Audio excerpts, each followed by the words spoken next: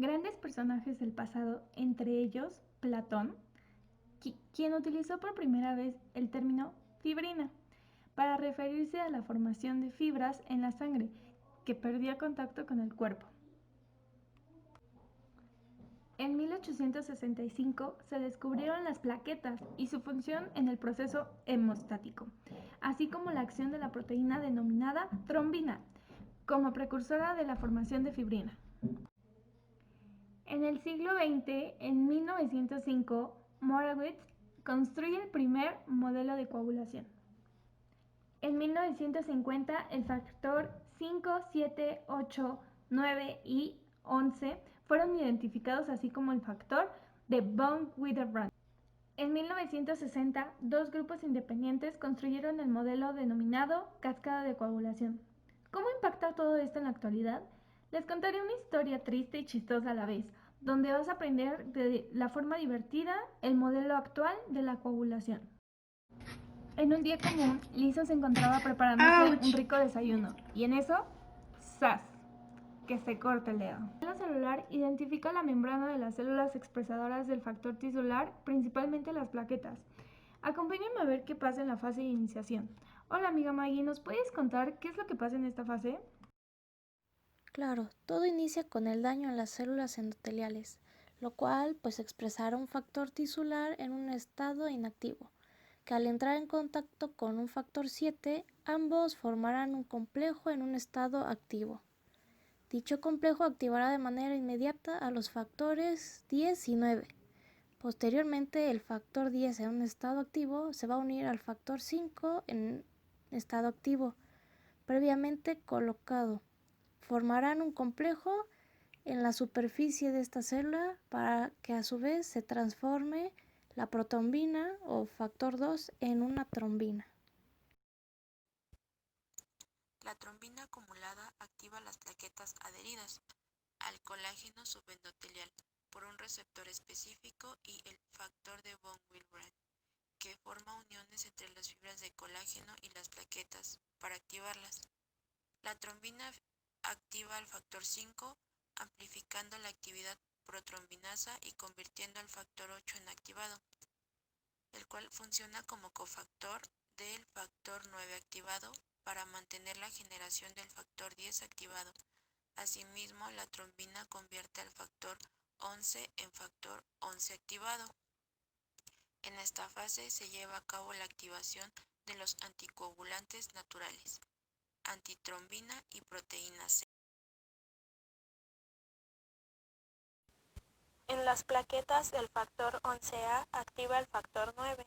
Este se une al factor 9A, 8A y calcio para catalizar la conversión del factor 10 en 10A, formando el complejo 10A y 5A, el cual cataliza la conversión de trombina. Después se activa el factor 13 y un inhibidor fibrinolítico que tiene un efecto positivo en la estabilidad del coágulo.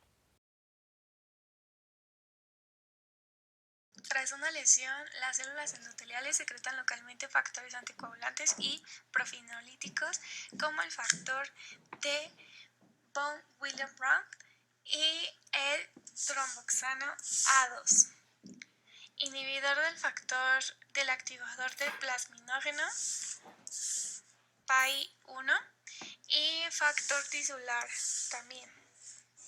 El factor tisular, también algunas moléculas de adhesión como P y E, selectinas. También algunas moléculas de adhesión vascular, entre estas encontramos a la ICAM y a la DECAM. Estas son de adhesión vascular y de adhesión intracelular, las cuales todas estas son importantes en su interacción con los neutrófilos, plaquetas, en el proceso hemostático de la inflamación. Asimismo, constituyen la activación plaquetaria, la iniciación, la regulación de la generación de trombina mediada por factor tisular y regulación en la actividad de anticoagulantes, como la vía de la proteína C y inhibidor factor tisular. Las plaquetas en condiciones normales circulan en estado de reposo, protegidas de la activación por mediadores inhibitorios como el óxido nítrico y la prostaciclina PG12, la cual es liberada por células endoteliales y tras la lesión endotelial aumenta su actividad, debido al incremento de producción de factores anticoagulantes y profibrinolíticos como el TXA2-FBW y la disminución de PG12, lo que produce su adhesión a la matriz subendotelial. Para la firme adhesión plaquetaria, la relación entre el receptor glicoproteína 1-beta-alfa FBW y el receptor glicoproteína BI con el receptor colágeno alfa-1-beta-1 es esencial. La trombina es considerada el activador plaquetario más importante, ya que las activa a través de dos receptores específicos, PAR1 y PAR4, los cuales se encuentran ligados a la proteína G, expresando en su superficie gran cantidad de sustancias proinflamatorias, factores de crecimiento, citocinas, quimiosinas e integrinas, entre las cuales alfa-2-beta-beta-3 es considerada el receptor más importante para la firme adhesión mediante su unión con FBW, el fibrinógeno, factores de coagulación, PAI-1, micropartículas y polifosfato, siendo este último un polímero inorgánico que resalta la generación del factor 5A y del factor 11A, que se opone a la actividad anticoagulante del TFPI y sobre todo al factor tisular que favorece al estado protrombótico. Por otro lado, las micropartículas son pequeñas vesículas membranosas derivadas de las células apoptóticas que regulan la comunicación intercelular mediante la transferencia de cargas a los receptores de la superficie celular, mRNAs y microMRNAs, de sus células de origen.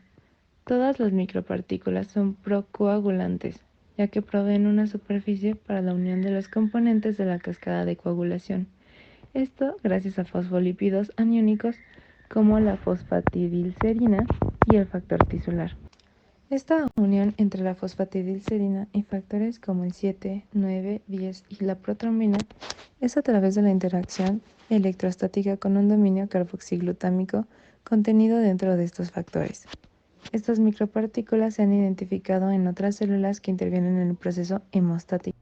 Muchas gracias, Asia. Ahora Lisa nos va a platicar acerca de la inhibición de la coagulación. La inhibición de la coagulación. La principal función de los inhibidores de la coagulación es mantener la coagulación sanguínea bajo condiciones fisiológicas y en control la cascada de coagulación después de un daño vascular. Dentro de la inhibición de la coagulación se encuentran proteasas inhibitorias circulantes como la antitrombina, el cofactor de heparina 2, el inhibidor del factor tisular e el inhibidor C1, los cuales en conjunto eliminan los factores de la coagulación atacando sus sitios activos de acción. Asimismo, dentro de esta inhibición de la coagulación pueden encontrarse la vía de la proteína C y la proteína S. La proteína C es una glucoproteína dependiente de la vitamina K. Esta vitamina K es activada en la superficie de las células endoteliales por la trombina a través del receptor a través de la unión del receptor EPCR. Asimismo, la proteína K necesita de otra glucoproteína de transmembrana que es la trombomodulina, la cual necesita de su factor o de su cofactor, la proteína S. Esta va a ejercer sus acciones anticoagulantes inactivando los factores 5 y los factores 8, y a su vez van a actuar estos como cofactores en la activación de los factores 10 y 2. Esto va a promover la fibrinólisis por la inhibición del inhibidor de activador del plasminógeno. Recientes estudios han descrito que la proteína C solo inactiva el factor 5 activado, cuando la trombina es generada por las células endoteliales, no así cuando proviene de las plaquetas. Por lo tanto, la clave para la activación de la proteína C se restringe en las superficies vasculares endoteliales, donde la expresión de la trombomodulina va a ser alta. La proteína S por sí sola tiene una actividad anticoagulante en ausencia de la PCA. por varios mecanismos. Esto va a ser una competencia con la protrombina por la unión del factor 5 activado o inhibiendo al factor XA. Asimismo, puede esto favorecer la interacción entre el factor XA activado y la TFP1. La unión del complejo proteína C y proteína S al factor 5 activado disminuye la cantidad o la actividad de protrombina. Además de controlar la vía de la proteína C, la trombomodulina afecta la coagulación de otras maneras, alterando la lisis del coágulo mediante la supresión de la actividad fibrinolítica. Esto se une al activador del inhibidor de la fibrinólisis, TAF1, que posteriormente es activado por la trombina. Este elimina los residuos de lisina de la fibrina, lo que impide la unión del plasminógeno y la degradación del coágulo. El TAFI inhibe la unión del plasminógeno al coágulo de fibrina, lo cual disminuye al activador del plasminógeno, el TPA, para reducir la capacidad del fibrinógeno para proteger a la plasmina de la activación por la antiplasmina. Asimismo, o por lo tanto, el complejo de trombina trombomodulina es considerado como el principal activador de TAFI. Las proteínas más importantes que inhiben o que ejercen un efecto negativo en la coagulación van a ser la antitrombina y el inhibidor del factor tisular, mejor conocido como TFPI. El TFPI está presente en las plaquetas y en el endotelio microvascular, en donde se relaciona pobremente con la superficie celular. Este actúa de dos maneras en la coagulación, imitando sus sustratos, inhibiendo al factor X activado mediante una interacción transitoria con el complejo TF, F5678A y FXA. La antitrombina es una serina plasmática que es considerada una de las más importantes inhibidores de la generación de trombina y de su función, debido a esta alta afinidad que tienen a los glucosaminoglicanos de las células que se encuentran en el endotelio. Esta unión va a llevar a cabo la rápida inactivación de 3 proteasas, que son clave para la coagulación. La plasmina es una enzima producida por la acción de activadores como TPA y la uroquinasa activadora del plasminógeno UPA, que al ser liberados desde el endotelio activan al plasminógeno. La plasmina se une a la fibrina, donde degrada a el coágulo en productos de degradación. Estos son PDF y dímero D. El principal inhibidor de estos activadores es el PAI1, mientras que la plasmina circulante es inhibida por el antiplasmina alfa 2, lo que evita la fibrinólisis.